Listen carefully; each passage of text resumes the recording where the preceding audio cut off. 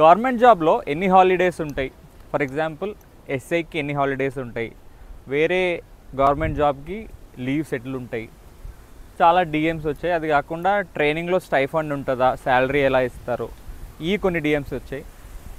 ఇంకా most important ex servicemen reservation ఎంత, వాళ్ళది ఎట్లా చూస్తారు ఎగ్జామ్లో, ఎస్ఐకి ఎక్స్ప్లెయిన్ చేస్తా, మిగతా క్రైటీరియా జనరల్గా ఎక్స్ప్లెయిన్ చేస్తా.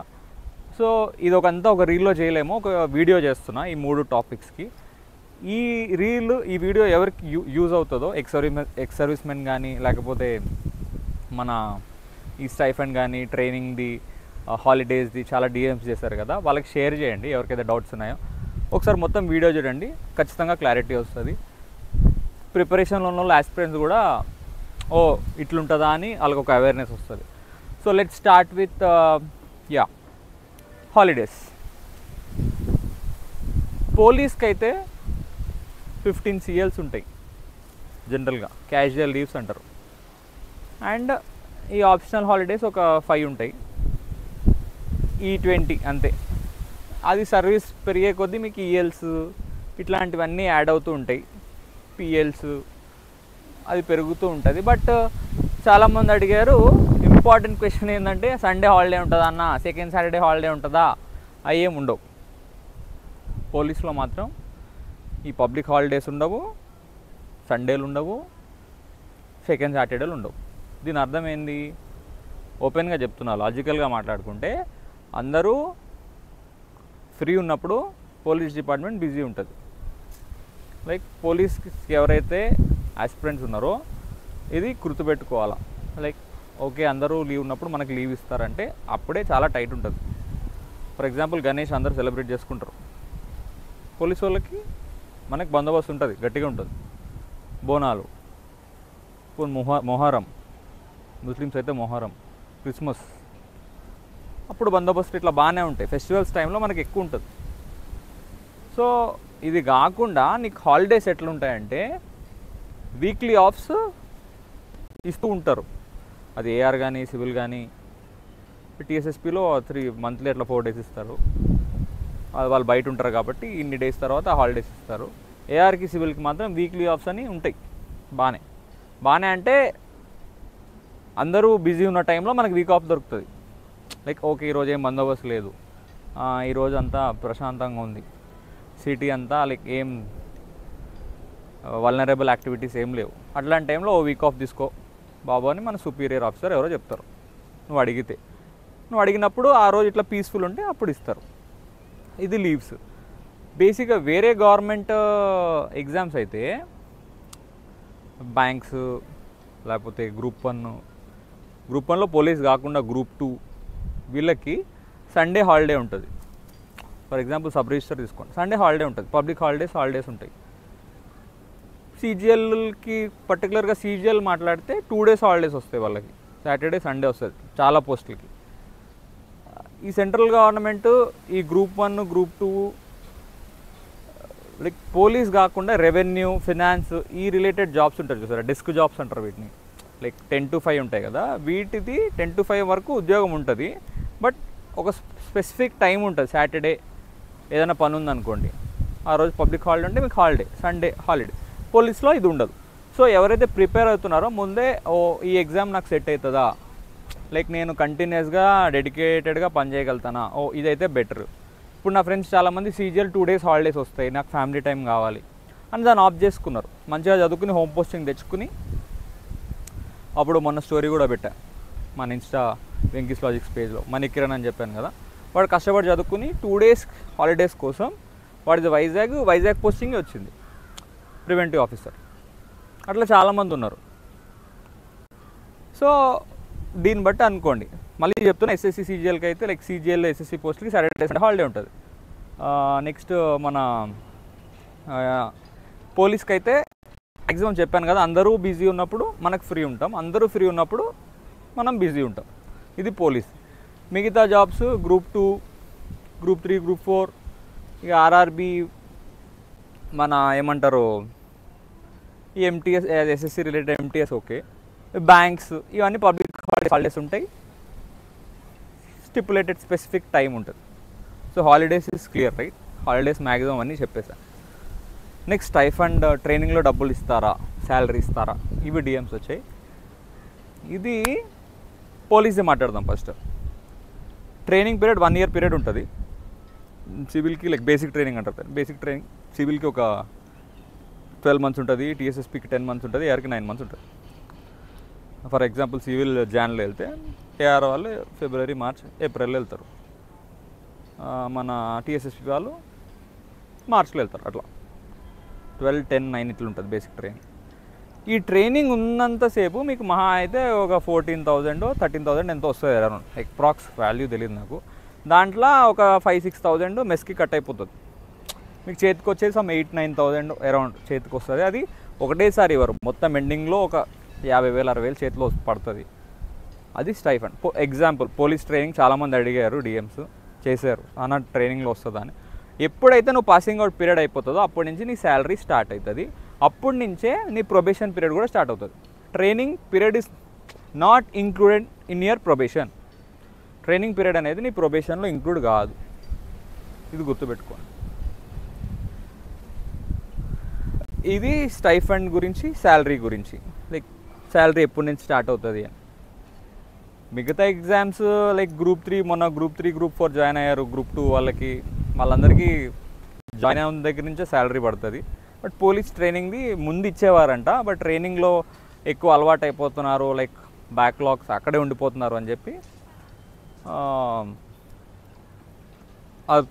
ఆ ప్రొవిజన్ మార్చారు. సో ట్రైనింగ్లో ఓన్లీ స్టైఫండ్ వస్తుంది. మిగతా జాబ్స్కి లైక్ గ్రూప్ 3, గ్రూప్ 4కి, గ్రూప్ 2కి ఇలా జాయిన్ అయిన వెంటనే మీకు శాలరీ 1 month తర్వాత శాలరీ పడిపోతుంది. అంటే ఇమీడియట్గా పడదు, మీ బ్యాంక్ అకౌంట్ లింక్ అయ్యి, గవర్నమెంట్ది పాన్ కార్డు అంతా లింక్ అయ్యి అప్పుడు మీకు శాలరీ వస్తుంది. రైట్, శాలరీ కూడా క్లియరే కదా, అంటే మ్యాక్సిమం డిఎమ్స్ ఇదే చేశారు. లాస్ట్ ఎస్ఎస్సి కూడా అంతే. ఒకవేళ శాలరీ అనుకోండి, ట్రైనింగ్లో స్టైఫండ్ అట్లా కాదు. ట్రైనింగ్ అంటే వెళ్ళిన వెంటనే, ఇప్పుడు పోలీస్ ట్రైనింగ్, పోలీస్కి రిలేటెడే ట్రైనింగ్ 1 year అట్లా ఉంటుంది. మిగతాది మీకు వెళ్ళిన వెంటనే ఒక 1 month 15-20 days ఉంటాయి. ఎస్ఎస్సి పోస్టులు కూడా అంతే, అంతకు మించి సపరేట్ ట్రైనింగ్స్ ఉంటాయి ఎప్పుడైనా మిడిల్లో వర్క్లోనే 1 month అట్లా. కానీ మీకు శాలరీ పడిపోతుంది. ఎస్ఐకి మాత్రం స్టైఫండ్ ఇస్తారు ఆ స్టార్టింగ్ బేసిక్ ట్రైనింగ్లో. Next most important, X service men. చాలామంది డిఎమ్స్ చేశారు ఎక్స్ సర్వీస్ మెన్, మాకు ఎంత రిజర్వేషన్ ఉంటుంది పోలీస్ దాంట్లో అని. ఎస్ఐకి మాత్రం 2% ఉంటుంది. మా నోటిఫికేషన్లో 2% ఉంది, ప్రతి నోటిఫికేషన్లో మ్యాక్సిమం అంతే ఉంటుంది. సో ఆ 2% ఎట్లా అంటే, ఒక చిన్న ఎగ్జాంపుల్ ఇస్తాం. మొన్న ఒక ఎక్స్ సర్వీస్ మెన్ పర్సన్కి సివిల్ ఎస్ఐ జాబ్ వచ్చింది, కానీ ఆయన చేయలేకపోతున్నాడు, క్యాన్సిల్ అయిపోయింది, అది రివోక్ అయిపోయింది. ఎందుకంటే ఆయన ఎన్ఓసి అప్లై చేశాడు, ఎక్కడ వర్క్ చేస్తున్నప్పుడు ఎన్ఓసి అప్లై చేశాడు, ఎగ్జామ్ రాశాడు, క్వాలిఫై అయ్యాడు, జాబ్ వచ్చింది, కానీ రివోక్ అయింది. ఎందుకంటే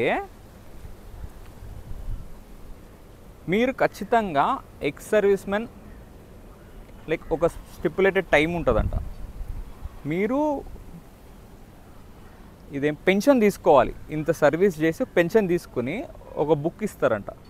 ఆ బుక్ ఇచ్చిన తర్వాతే మీకు, అంటే మొత్తం సర్వీస్ ఇంత 14.5 or 15 years ఎగ్జాక్ట్ ఒక అన్న చెప్పాడు, అన్నతో మాట్లాడితే. అది ఆ service, X service men service చెప్పిన విధంగా ఉంటే మీకు ఆ బుక్ ఇచ్చి మీకు మంత్లీ పెన్షన్ విత్డ్రా చేసుకుంటే మీరు ఎక్స్ సర్వీస్ మెన్ అన్నట్టు. మీరు సర్వీస్లో ఉండి ఎన్ఓసి తీసుకుని జాబ్ కొడితే you are not valid, like you are not valid to get that ex service men reservation.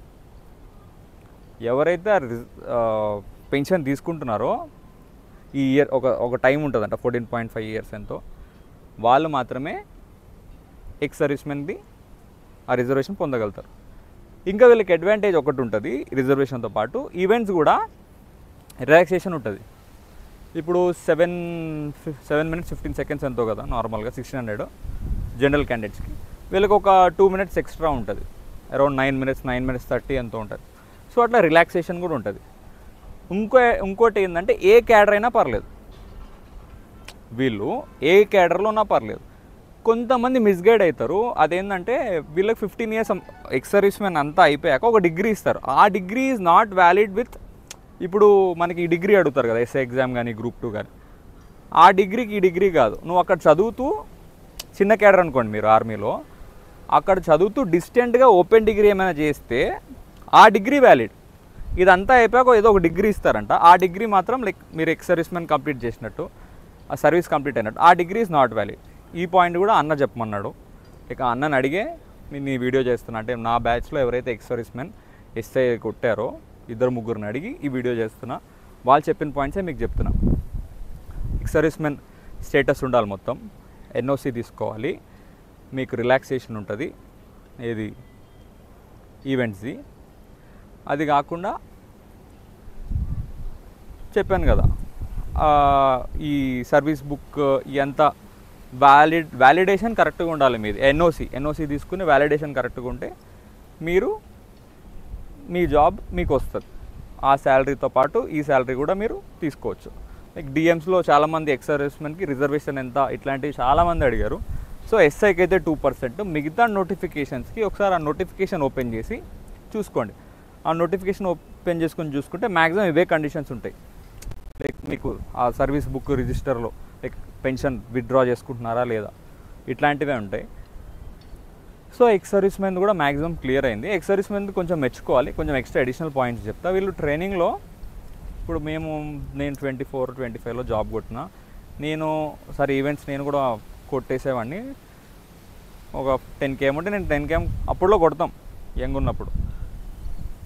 చాలామంది అప్పటికప్పుడు 26, 27, 30 వరకు కొడతారు. పాపం వాళ్ళు ఏజ్ లిమిట్ 45 వరకు ఉంటుంది వాళ్ళకి. 45 అన్న వాళ్ళు కూడా వచ్చి మనతో కొట్టి లైక్ ఆ ఫిట్నెస్ అలా మెయింటైన్ చేస్తూ చాలా కష్టపడతారు వాళ్ళు. అంటే వీ షుడ్ అప్రిషియేట్ వాళ్ళు ఈ టైంలో ఆర్మీ చేస్తూ మళ్ళీ ఈ జాబ్ కొట్టి మనతో ఈవెంట్స్ కంపీట్ చేస్తారు. నాకంటే బాగా కొట్టేటోళ్ళు కూడా ఆ టైంలో అన్నాళ్ళు నేను చూశాను. సో వాళ్ళకు ఒక అప్రిషియేషన్ పోస్ట్గా కూడా ఈ వీడియో చేస్తున్నా. సో ఎప్పుడైనా ఎవరైనా ఎక్స్ సర్వీస్మెన్ చేసి ఎస్ఐగా చేస్తున్నారు లేకపోతే వేరే ఏదైనా జాబ్ చేస్తే మీరు ఖచ్చితంగా వాళ్ళకి ట్రీట్ దెమ్ విత్ రెస్పెక్ట్. అంటే అది అంత ఈజీ కాదు. నార్మల్ ఎస్ఐ ట్రైనింగే చాలా కష్టం. వాళ్ళంతా చేసి మళ్ళీ ఎస్ఐ ట్రైనింగ్ చేస్తున్నారంటే ఎంత కష్టంగా ఉంటుందో ఒకసారి ఆలోచించండి. సో ఈ వీడియో లాస్ట్ పార్ట్ మాత్రం ఎవరైతే ఎక్స్ సర్వీస్మెన్ జాబ్ చేస్తూ ముందు ఆర్మీలో ఉండి మళ్ళీ ఇప్పుడు వేరే జాబ్స్ చేస్తున్నారో వాళ్ళకి నిజంగా హ్యాట్స్ ఆఫ్. ఒకసారి మీరు కూడా ఎవరైనా అట్లాంటి వాళ్ళు కనిపిస్తే హ్యాట్స్ ఆఫ్ అని చెప్పండి. ఓకే, సో మ్యాక్సిమం కండిషన్స్ అన్నీ చెప్పాను ఈ వీడియోలో. ఏది ట్రైనింగ్ది, స్టైఫండ్, హాలిడేస్, ఎక్స్ సర్వీస్మెన్ది, ఏజ్ లిమిట్ ఎంత ఉంటుంది, లేకపోతే వాళ్ళ సర్టిఫికేట్స్ ఏంది, వాళ్ళకి ఎంత రిలాక్సేషన్ ఉంటుంది, వాళ్ళకి ఏమేం కావాలి, రైట్, వాళ్ళకి ఏం బెనిఫిట్స్ ఉంటాయి, ఎంత రిజర్వేషన్ ఉంటుంది. సో ఖచ్చితంగా ఈ వీడియోని ఎవరైతే యూస్ఫుల్లో ఎవరికైతే కావాలో ఖచ్చితంగా షేర్ చేయండి. ఇంకా ఇట్లాంటి వీడియోస్ మంచిగా చేద్దాము. మన నోషన్ తెలుసు కదా, let's study more, let's grow more.